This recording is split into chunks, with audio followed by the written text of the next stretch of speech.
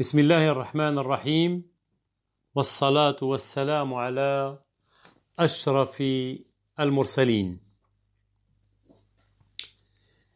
Nous allons entamer dans cette séance, ou plutôt on va consacrer la séance d'aujourd'hui à l'étude des spécificités de la loi 73-17 qui a abrogé et remplacé le livre 5 du Code de commerce.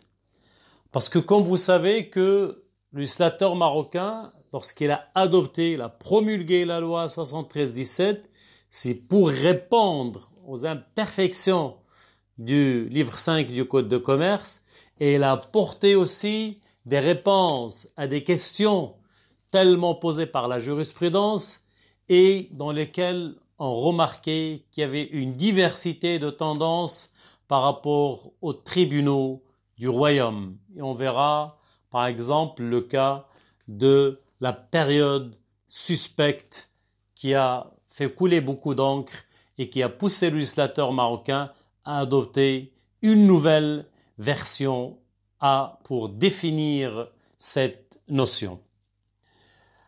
Parmi les principales nouveautés de la loi 73-17, parce que c'est très important de balayer tout d'abord les nouveautés pour cadrer le sujet, et après on va entamer directement les procédures extrajudiciaires et ensuite les procédures intrajudiciaires et les dispositions communes par rapport à toutes les procédures.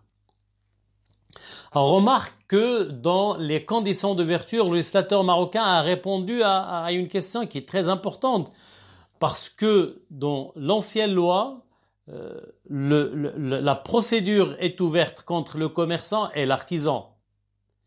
Il y avait une petite contradiction entre l'artisan, tel qu'il est défini dans le livre 5 du Code de commerce, et l'article 6 du Code de commerce qui ne parlait pas de l'artisan, mais plutôt de l'activité artisanale. Parce que c'est inconcevable de dire qu'on va ouvrir une procédure de traitement de la difficulté, que ce soit à l'amiable, que ce soit dans le cadre de redressement ou que ce soit dans le cadre de la liquidation, pour une personne qui n'est pas tenue de respecter les obligations du commerçant, savoir les petits artisans. Donc un coiffeur du coin, un coiffeur dans un quartier populaire, il ne tient pas de comptabilité, il n'a pas de compte bancaire, il n'a pas de registre de commerce, il est tout simplement un artisan. Donc c'est même pas un fonds artisanal, c'est un artisan, donc on ne peut pas imaginer l'ouverture d'une procédure contre un artisan. La même chose pour un bain mort traditionnel. Je ne parle pas des bains turcs, je ne parle pas des salons de coiffure où la coiffure n'est qu'un produit d'appel, mais je parle des artisans purs et durs. Donc la nouvelle loi parle de l'activité artisanale, c'est-à-dire la notion d'entreprise, la notion d'activité. Là où il y a une activité, il y a une entreprise. Il y a une entreprise, il y a de la spéculation. Là, il y a de la spéculation, il y a des salariés. Donc la notion de la définition économique de l'entreprise existe. Donc on peut aller de l'avant et accepter ou accorder cette ouverture de procédure à l'encontre de toute personne qui exerce une activité commerciale ou une activité artisanale. Deuxième point, c'est l'implication de l'associé. Parce qu'avant, l'associé n'avait pas un rôle à jouer, surtout en matière d'alerte. On attendait à ce que le commissaire aux comptes relève des faits de nature à compromettre la continuité de l'exploitation, il va remonter l'information vers le chef d'entreprise, et le chef d'entreprise doit faire convoquer le conseil d'administration ou l'assemblée générale en fonction des attributions de l'une ou de l'autre, mais on n'a pas pensé à l'associé, parce que aujourd'hui, on ne peut pas tout accorder au commissaire aux comptes. Le commissaire aux comptes, normalement, l'entreprise par rapport au commissaire aux comptes, c'est un client. La nature aujourd'hui des textes veut dire que le commissaire aux comptes est un client. Donc, en cas de défaillance, et en cas de réticence et en cas de non-respect de cette obligation de l'alerte, le législateur, dans la nouvelle loi, il a accordé à tout associé bien sûr, tout genre d'associé, majoritaire, minoritaire, la possibilité de faire cette alerte selon les dispositions de l'article 548 de la loi 73-17. Bien sûr, parmi les nouveautés qui sont phares, qui sont vraiment majeures, importantes, qui sautent aux yeux, c'est l'adoption, comme on a déjà expliqué, de plans de sauvegarde. Le plan de sauvegarde qui est une solution d'anticipation de la solution, qui est une solution avant d'arriver à l'état de la cessation des paiements selon l'article 561 de la loi 73-17. Mais attention, on ne peut pas dire tout simplement que toute personne a le droit d'aller vers le plan de sauvegarde. Et la crainte de tomber dans la difficulté doit être sérieuse. Ça veut dire que c'est un fait que le chef d'entreprise, que le demandeur de plan de sauvegarde doit prouver à travers sa demande et à travers les documents et les conditions qui accompagnent bien sûr sa demande, et le tribunal va statuer en fonction de la véracité de l'information, en fonction du caractère réel et sérieux de la difficulté dont souffre l'entreprise et qui risque de l'amener vers une situation de cessation de paiement. Parmi les nouveautés de la nouvelle loi, c'est la possibilité d'adopter les moyens, ça veut dire d'adopter et d'utiliser les moyens électroniques dans toutes les procédures. Donc le législateur a ouvert cette procédure. Avec le confinement, on a remarqué aujourd'hui que les tribunaux commencent à s'impliquer dans tout ce qui est, ça veut dire audience à distance. Donc c'est déjà un pas vers le numérique.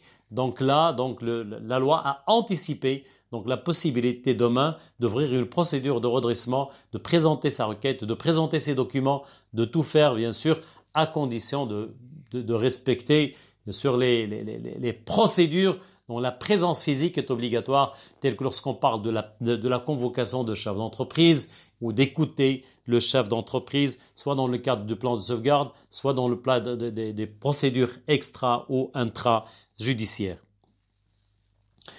Bien sûr, parmi les nouveautés aussi, le législateur a adopté ce qu'on appelle les procédures transfrontalières. Donc, il a répondu aujourd'hui à une question qui est très importante parce que un chef d'entreprise qui ouvre une procédure, qui demande l'ouverture d'une procédure au Maroc, peut être propriétaire des biens à l'étranger, ou une société étrangère qui ouvre une procédure à l'étranger peut, bien sûr, détenir des biens au Maroc, ou une entreprise objet du redressement judiciaire peut avoir le droit à des marchandises, par exemple, qui sont entre les mains d'une société marocaine lorsque, par exemple, elles sont vendues à cette société avec la clause de réserve de propriété. Donc, si cette société utilise le droit de revendication, il y aura toujours un problème de conflit des lois. Donc, le législateur marocain a répondu à cette question et il a adopté ces procédures transfrontalières. Dans le cadre toujours de la relativité des conventions, parce que, comme on a expliqué, la loi 73-17 a bouleversé l'économie du contrat. Le contrat est devenu un bien de l'entreprise. Et le contrat, la règle selon laquelle la règle de droit civil, qui est l'ADN du droit civil, la relativité des conventions, qui veut dire que le contrat n'engage que les parties, il ne profite qu'aux parties. Donc là, on a remarqué que dans le règlement amiable, à l'amiable, les créanciers qui ne sont pas partis, qui n'ont pas participé à cet acte, sont concernés par cet acte. Mais malheureusement, sous l'empire de l'ancienne loi, ils ne sont pas informés. Mais le législateur, bien sûr, a exigé dans la nouvelle loi, la loi 73-17, à ce qu'il soit, c'est-à-dire que la Cour doit être communiquée et on doit informer, bien sûr, ces créanciers qui ne sont pas concernés par l'accord par des délais adoptés, les délais uniformes ou les délais adoptés par le tribunal. Donc ils ont ce droit à l'information, ils doivent être informés.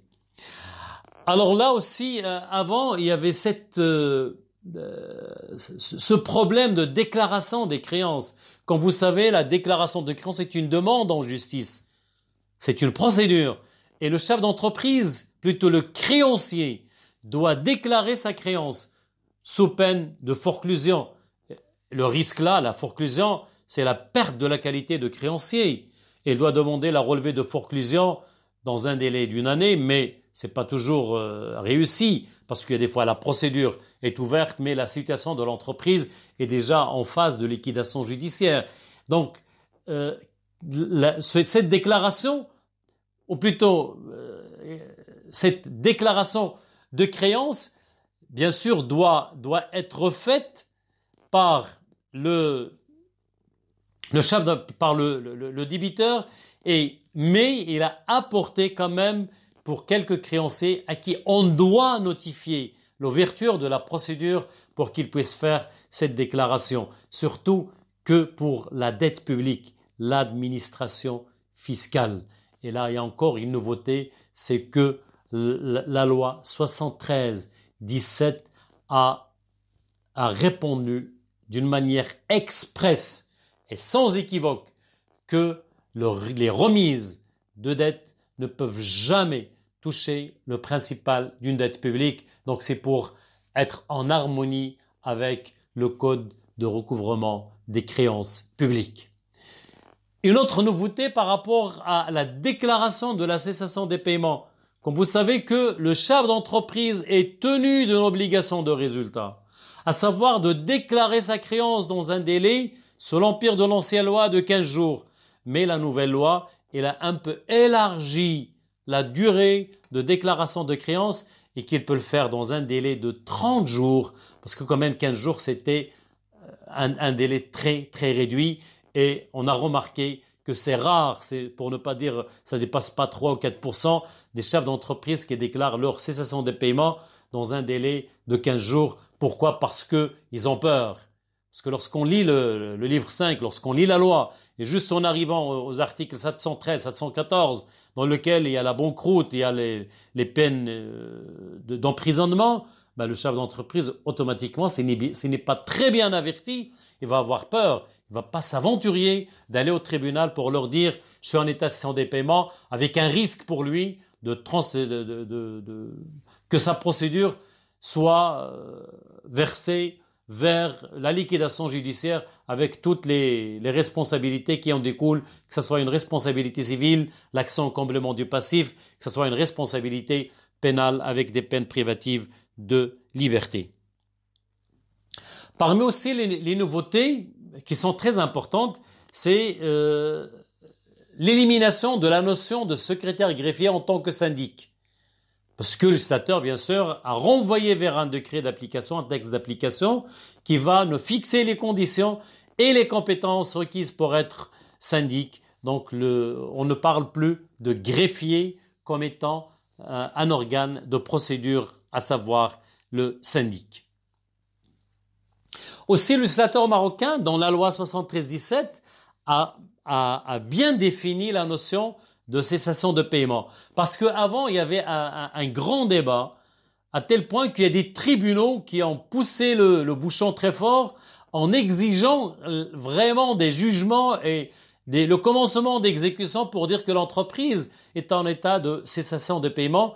Donc c'est chose qui est un peu inadmissible. Pourquoi? Parce que si on arrive à cette situation, automatiquement, la solution sera automatiquement la liquidation judiciaire. Donc alors là, le législateur a défini la notion de cessation de paiement avec la comparaison entre l'actif disponible et le passif exigible.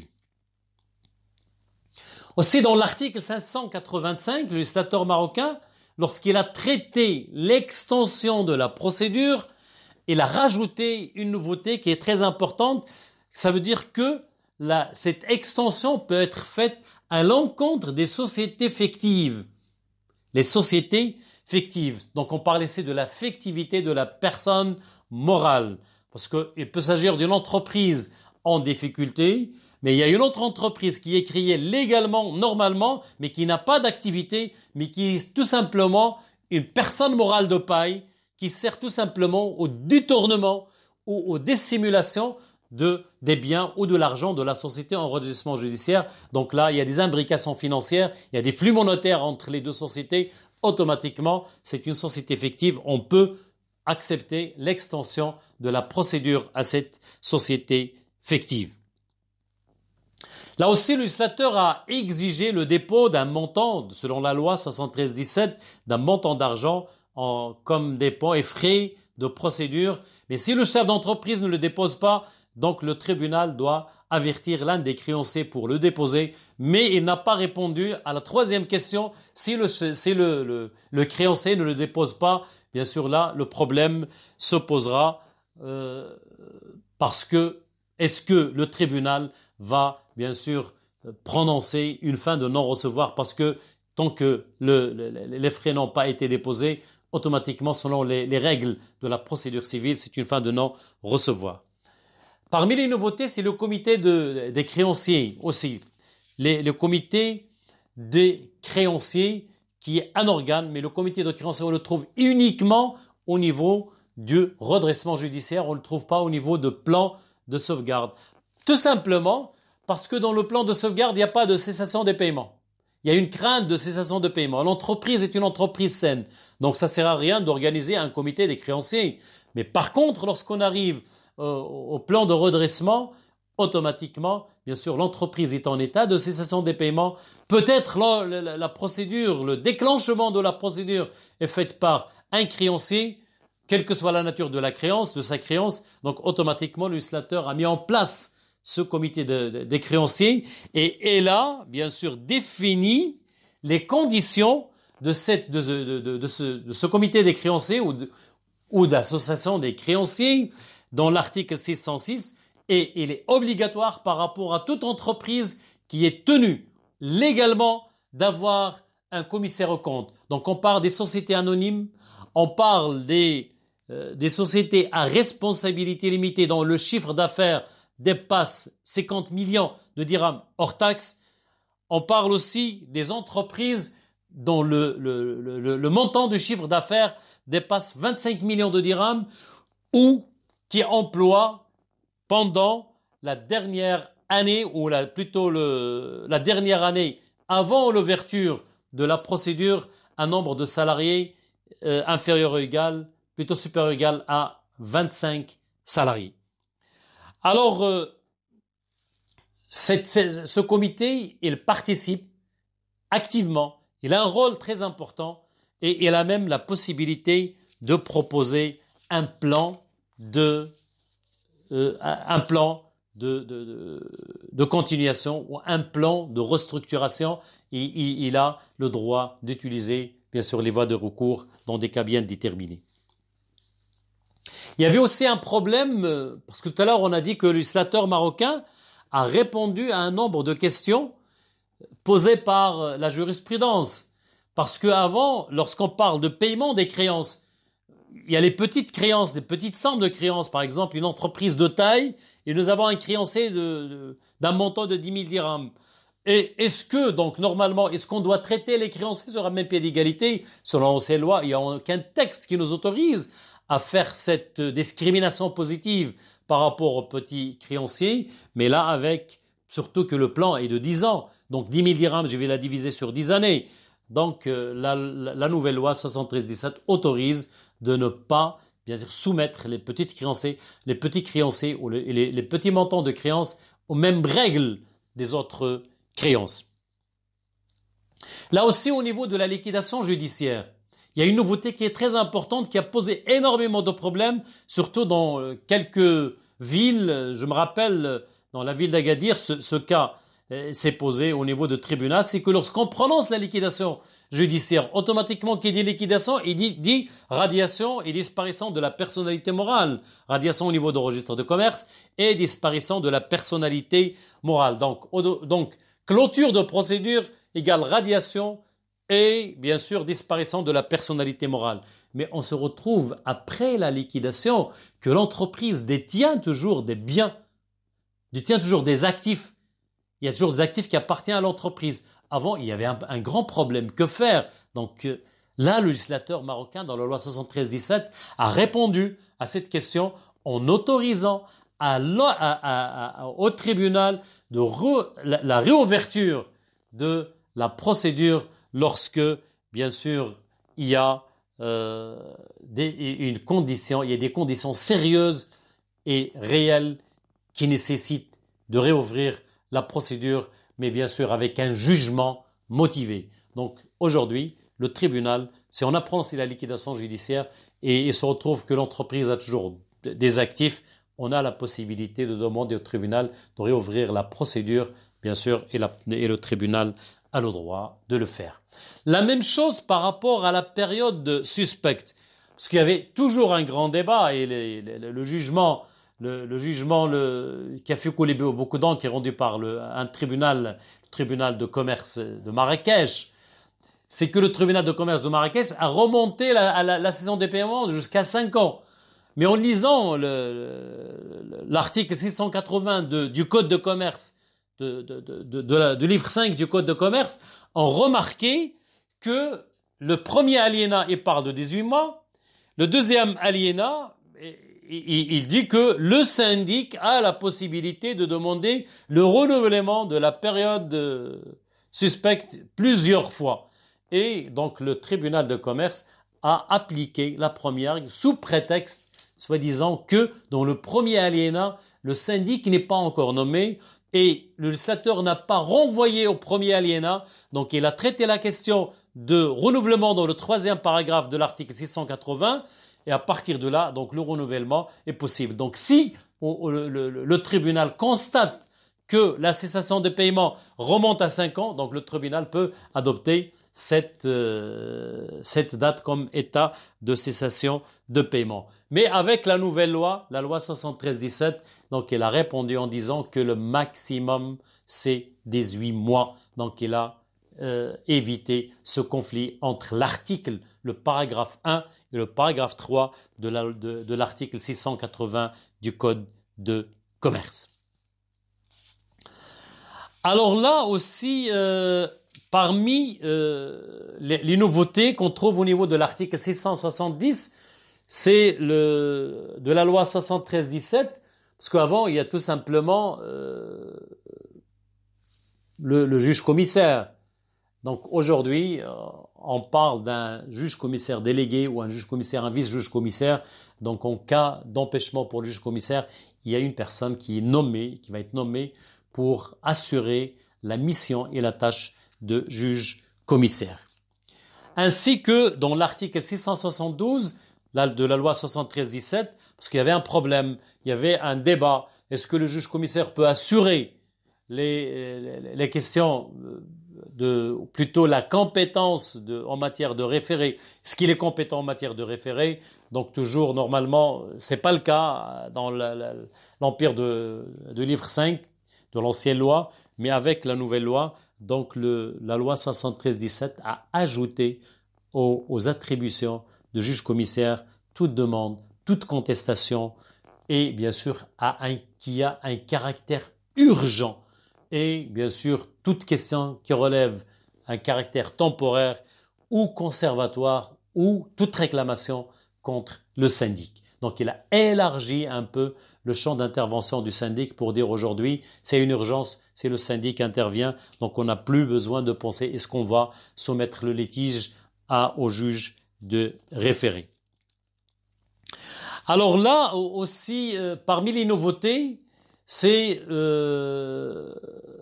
rendre équité, ça veut dire équité à la caution, parce que la caution, normalement, comme disait Pascal Ancel dans son chef-d'œuvre, le cautionnement des dettes de l'entreprise, et qui a été confirmé par Philippe Similaire dans son ouvrage Le cautionnement, la caution ou le cautionnement, c'est la reine éphémère des sûretés.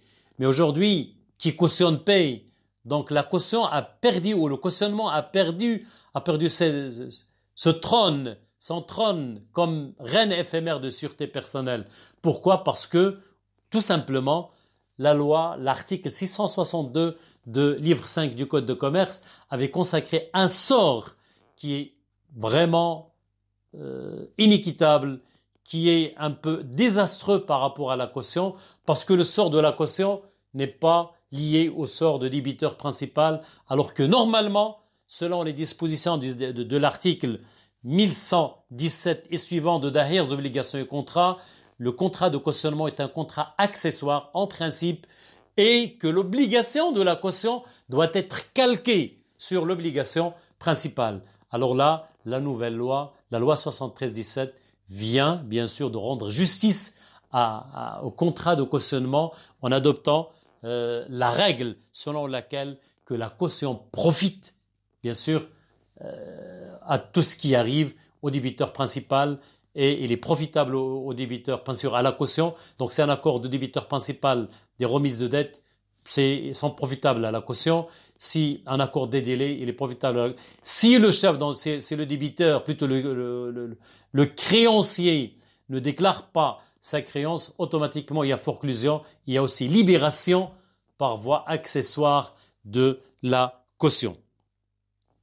Aussi parmi les nouveautés, le législateur a traité le problème des créances salariales. Je ne dis pas traiter le problème du rang des salaires, mais tout simplement pour fixer la liste des créances salariales et bien sûr, il a confié au syndic la mission, bien sûr avec le concours de chefs d'entreprise, après avoir consulté les délégués du personnel, bien sûr dans un délai de 6 mois pour établir la liste des créanciers et lorsqu'il doit être publié au bulletin officiel et les salariés, bien sûr, et ils ont le droit de contester, de faire une contestation par rapport à cette liste. Aussi, parmi les dernières nouveautés de la loi 73-17, c'est octroyer le droit ou donner la possibilité et le droit au ministère public de faire usage des voies de recours. Parce que le ministère public, comme on a expliqué, est partie principale. Le ministère public intervient parce qu'il s'agit d'un ordre public économique. Le ministère public est une source d'information. Le ministère public il peut demander l'ouverture d'une procédure de redressement judiciaire. Et le ministère public peut faire usage des voies de recours. Donc il peut contester l'ouverture d'une procédure de sauvegarde ou de redressement judiciaire. Il peut contester la transformation du redressement judiciaire en liquidation judiciaire. Il peut contester la transformation d'un plan de sauvegarde en un plan de redressement. Il peut contester la disposition qui arrête les dispositions ou les jugements qui arrêtent le plan. Il peut contester par voie de recours les décisions qui adoptent un plan de cession. Il peut contester, bien sûr, les décisions qui modifient les moyens ou les objectifs du plan. Il peut aussi contester toute décision de résiliation de plan ou la même chose par rapport à la nomination et au changement du syndic.